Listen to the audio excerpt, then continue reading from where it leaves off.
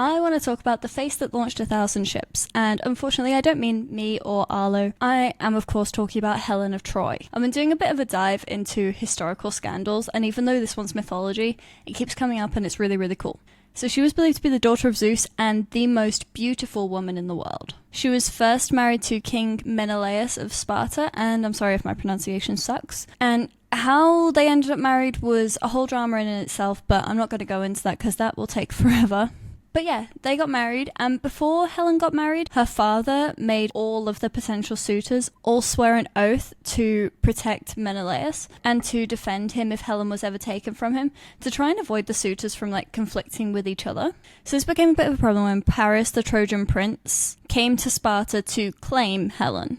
So he had apparently made a deal with Aphrodite because he was put in charge of judging some godly beauty contest, and she told him that if he let her win, then she would grant him the most beautiful woman in the world. To him, he saw it as claiming his prize. So he came to Sparta, and there's some debate on whether or not he took Helen or whether or not she went willingly. We'll never know. Most people do seem to believe what was written by Homer and that she did fall in love with the Trojan prince. It gets a bit murky, but she left. Didn't appear like she was clamoring to return to Sparta anytime soon. As soon as he discovered that his wife was missing, Menelaus called on the oath that the other suitors had had and set them all against Troy. So the Greeks, who were led by Agamemnon, who's Menelaus' brother, fought the Trojans for about 10 years. As a lot of people know, the Greeks came in the Trojan horse, stormed the city, took back Helen, and again, there's lots of different accounts of her fate. Some say that she returned to Sparta, lived with Menelaus, they lived a very happy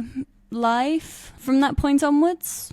Others say that she was driven out and even ascended to Mount Olympus. And the Mount Olympus version is really cool because they say that she turned into a sea goddess and watches over her sailor brothers, Castor and Pollux. But yeah, so there's a lot of different information, a lot of different theories, but that's the story of the woman whose face launched 1,000 ships.